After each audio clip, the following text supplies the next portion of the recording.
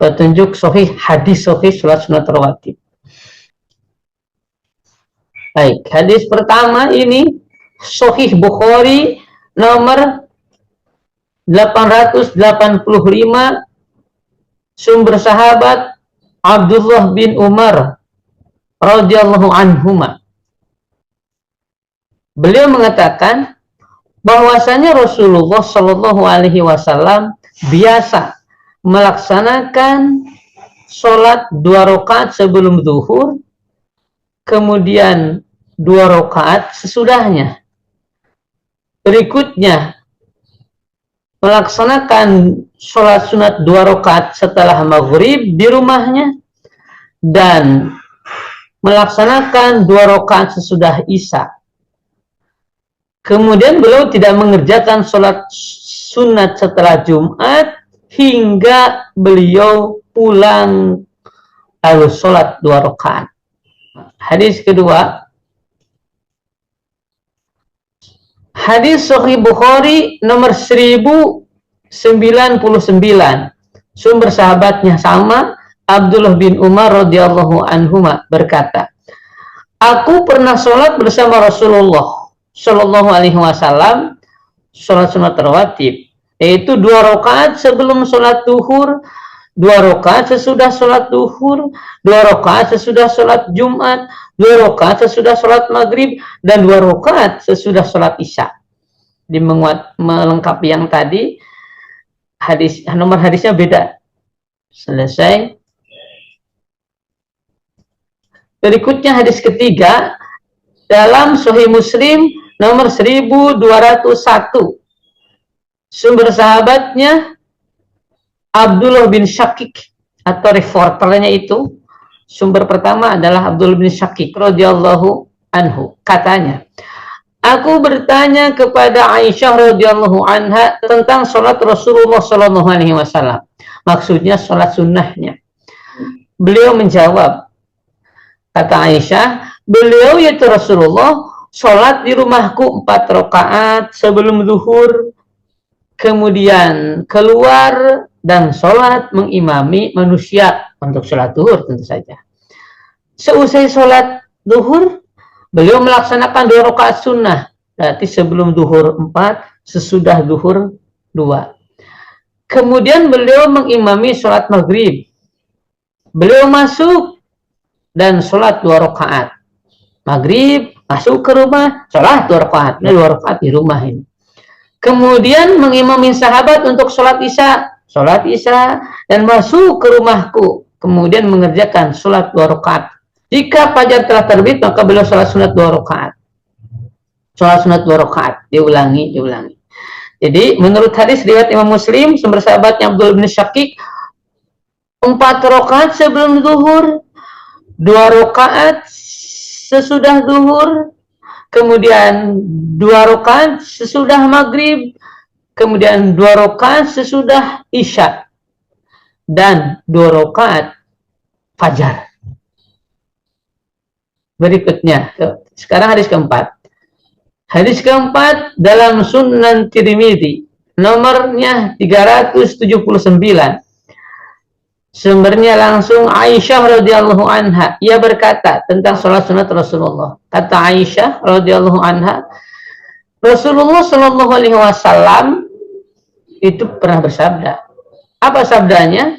Barang siapa yang menjaga dalam mengerjakan sholat sunnah 12 rakaat, maka Allah akan membangunkan rumah untuknya di surga.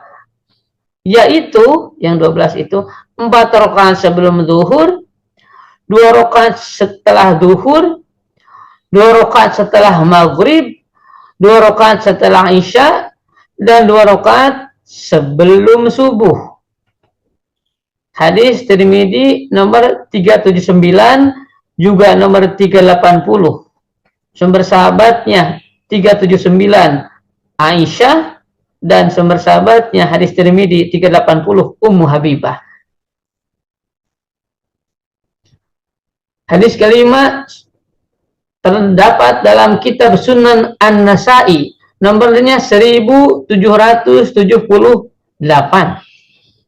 sumber sahabatnya Ummu Habibah, katanya Rasulullah Shallallahu Alaihi Wasallam bersabda, ada 12 rakaat yang barang siapa yang mengerjakannya, maka Allah akan membangunkan baginya rumah di surga, yaitu yang 12 itu 4 rakaat sebelum duhur, 2 rakaat sesudah duhur, 2 rakaat sebelum asyar, 2 rakaat sesudah maghrib, dan 2 rakaat sebelum sholat subuh. Saya bacakan Arabnya. Yang ini. An Ummi Habibata anna Rasulullah sallallahu alaihi wasallam qala ithnata asyarata rakaatan man shallahunna, barang siapa yang mengerjakan sholat yang 12 itu, banallahu, Allah akan bangunkan lahu baginya baitan, sebuah rumah, fil jannati, di surga. Apa yang 12 itu? Arba'a rakaatin qabla duhri, 4 rakaat sebelum duhur, kemudian warakaataini ba'da duhri, dan 2 rakaat ba'da duhur, warakaataini qabla al-asri, 2 rakaat sebelum asar, warakaataini ba'da al-maghrib, 2 rakaat sesudah maghrib, warakaataini qabla sholati subhi, dan 2 rakaat sebelum subuh. Jadi ada sedikit beda redaksi dengan sholat dengan hadis Tirmidzi. Hadis Tirmidzi nomor 379, hadis Tirmidzi nomor 380, dengan Sunan An-Nasa'i nomor 1778. Ini dua-duanya hadis sahih. Di Tirmidzi hadis sahih, ini juga hadis sahih. Tidak hanya dicuplik dalam satu nomor, tapi juga dicuplik dalam nomor yang banyak. Dalam Sunan An-Nasa'i 1778, kemudian diulang lagi dalam Sunan An-Nasa'i 1779, diulang lagi dalam Sunan An-Nasa'i 1780, dan dalam kitab yang berbeda, dalam kitab Musnad Ahmad bin Hambal nomor 1304. Selesai. Kita lanjut hadis ke-6. Hadis ke-6 kembali Sunan At-Tirmidzi nomor 400.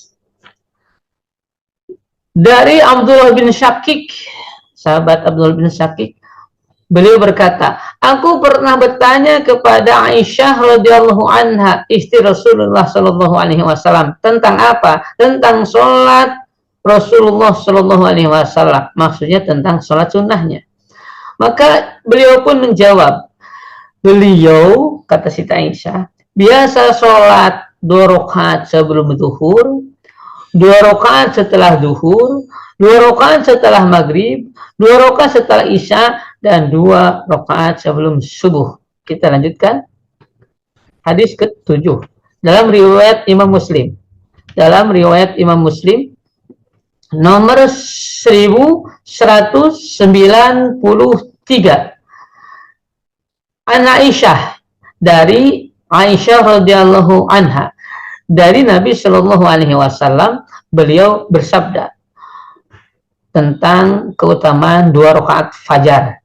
Katanya 2 rakaat fajar itu lebih baik daripada dunia dan isinya.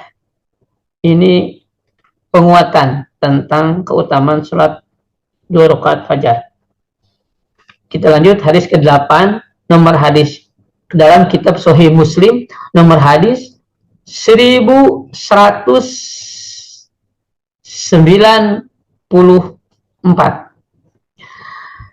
Dari Aisyah radhiyallahu anha, dari Nabi Shallallahu alaihi wasallam, beliau bersabda, 2 rakaat itu, yaitu 2 rakaat fajar, lebih aku sukai daripada dunia dan seluruhnya.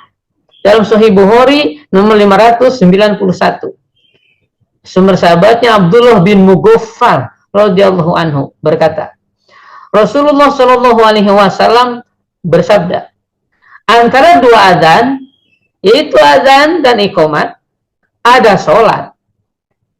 Kemudian pada ucapan beliau yang ketiga kalinya, berarti itu 3 kali. Antara 2 adzan ada sholat, antara 2 adzan ada sholat, antara 2 adzan ada sholat. Kemudian pada ucapan beliau yang ketiga kalinya, beliau menambahkan, bagi yang mau. Bagi yang mau. Hadis berikutnya. Dalam Sunan At-Tirmidzi nomor 170, sumber sahabatnya Abdullah bin Mughaffal, Dari Abdullah bin Mughaffal dari Rasulullah Shallallahu Alaihi Wasallam, beliau bersabda, antara dua azan ada sholat bagi yang ingin mengerjakannya. Kitabnya berbeda, nomornya berbeda, sumber sahabatnya sama. Dan materinya sama, kontennya sebetulnya apa? Tentang antara dua azan, yaitu azan dan qomat, ada sholat. Selesai, hadis ke-11, hadis ke-12. Sumber kitabnya Sunan Abi Dawud, nomor 1154. Riwayatnya adalah Aisyah radhiyallahu anha, istri Rasulullah. Bahwa ya, Rasulullah Shallallahu Alaihi Wasallam itu mengerjakan sholat isya, lalu sholat 8 rakaat dengan berdiri dan 2 rakaat diantara dua adzan, yaitu adzan iqamat, dan beliau tidak pernah meninggalkannya. Jadi fokusnya yang ada teks warok ataini bainal adzanaini. Beliau melaksanakan 2 rakaat di antara 2 adzan. Dan beliau tidak pernah meninggalkan perkara itu. Kita lanjut, selesai itu. Berikutnya hadis ke-13 dalam Sunan An-Nasa'i. Sumber sahabatnya kembali Abdullah bin Mughaffal. Katanya bahwa Rasulullah Shallallahu Alaihi Wasallam bersabda, di antara dua azan ada sholat, di antara dua azan ada sholat, di antara dua azan ada sholat, sampai 3 kali. Liman sya'a, bagi yang mau, bagi yang menghendaki. Rasulullahnya sendiri tidak maksa, tapi beliaunya sendiri tidak pernah meninggalkannya. Begitu. Kita lanjut hadis ke-14.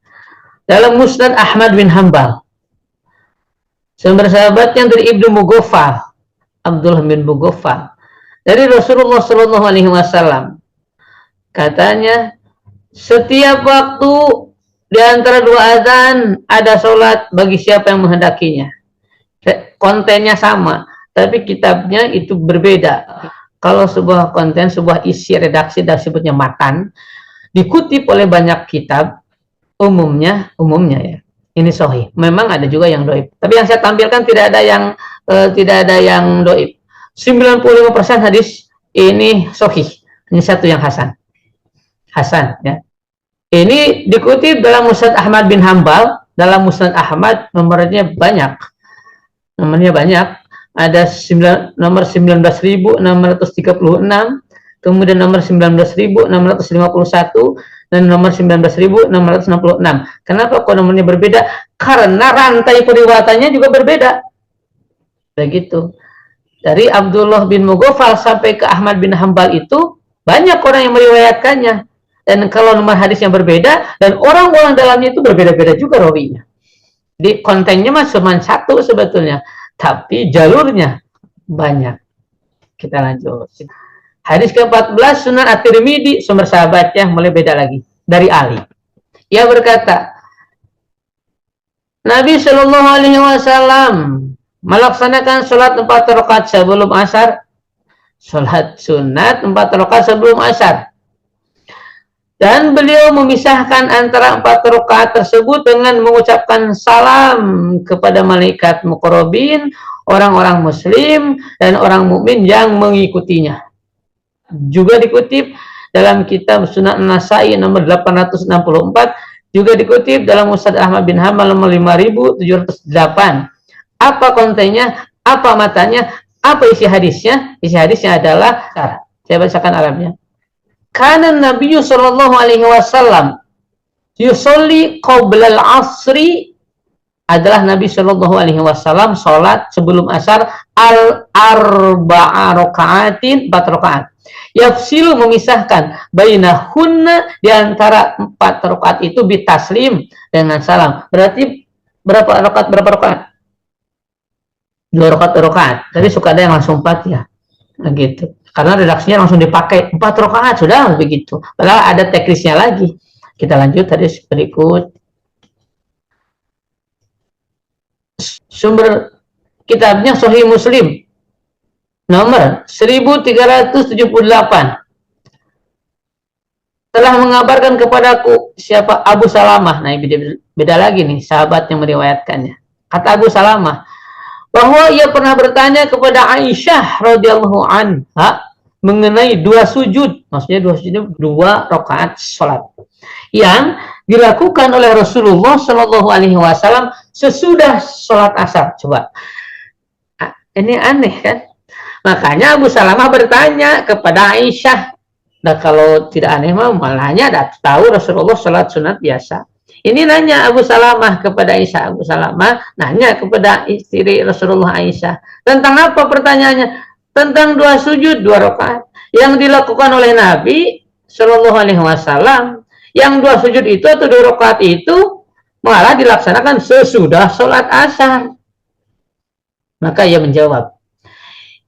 Kata Aisyah menjawab, itu sebetulnya sholat sebelum asar.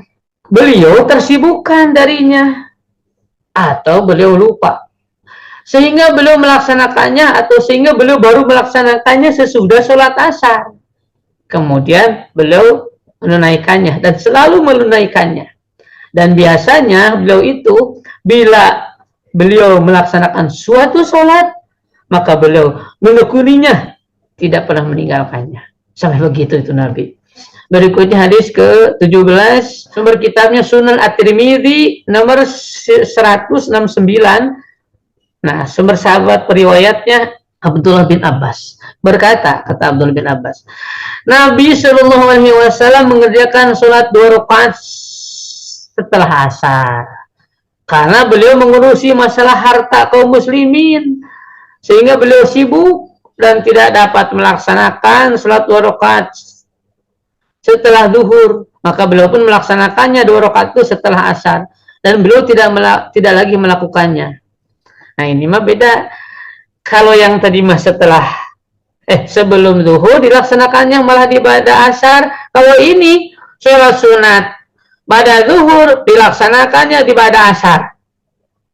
Alasannya apa? Sibuk. Karena sibuk Rasulullah baru bisa melaksanakannya dan ingatnya di pada asar. Beliau laksanakan menurut hadis ini. Hadis mengatakan begitu. Hadisnya sahih. Ini Tirmidzi juga sahih. Kita lanjut. Hadis ke-18.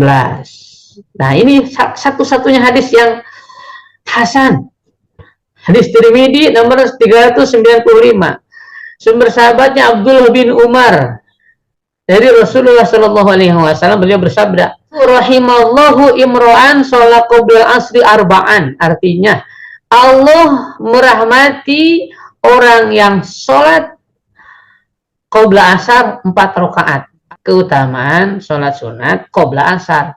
Kata Rasul, Allah merahmati orang yang sholat sebelum asar 4 rakaat. Perkataan bahwa ini hasannya. Kata siapa hasan? Kata pengutipnya siapa? Imam Tirmidzi. Kata Abu Isa itu Imam Tirmidzi, hadza haditsun gharibun hasanun. Hadis ini asing, jarang orang mendengarnya, jarang. Ini untuk viral bahwa ya. Tapi kata Isa ini hasan. Hasan itu ya bagus. Hasan. Dan juga dikutip hadis tentang redaksi ini, kontennya tentang rahmat Allah kepada orang yang sholat qobla asar dalam kitab Sunan Abu Dawud. Sama hadisnya statusnya hasan dalam Musnad Ahmad bin Hambal. Kita lanjut. Hadis ke-19. Hadis riwayat Imam Muslim nomor 1383. Sumber sahabatnya Anas bin Malik radhiyallahu anhu.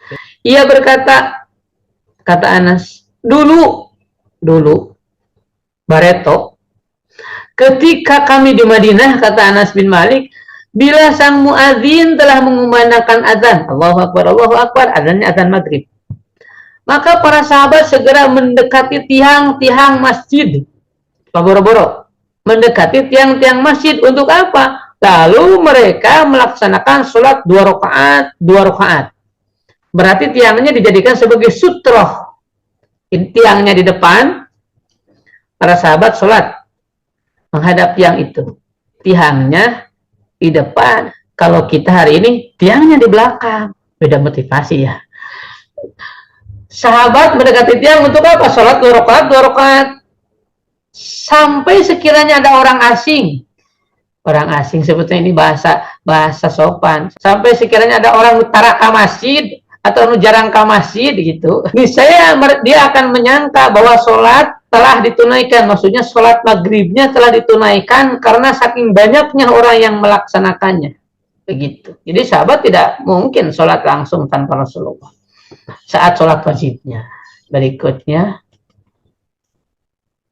dalam Sahih Bukhari, sumber sahabatnya Anas bin Malik, jika seseorang muadzin sudah mengumandangkan azan maghrib, maka para sahabat berebut mendekati tiang-tiang untuk sholat sunat. Ini sudah ditegaskan. Mendekati tiangnya motifnya untuk sholat sunat, dijadikan sebagai sutroh. Sampai Nabi Shallallahu Alaihi Wasallam keluar tuh. Sampai kapan sholatnya 2 rakaat? Sampai Nabi keluar dari kamarnya, dari rumahnya. Sementara mereka atau sahabat masih dalam keadaan menunaikan sholat sunat itu. Di sini disebutkan sholat sunat rakaataini qoblal maghrib.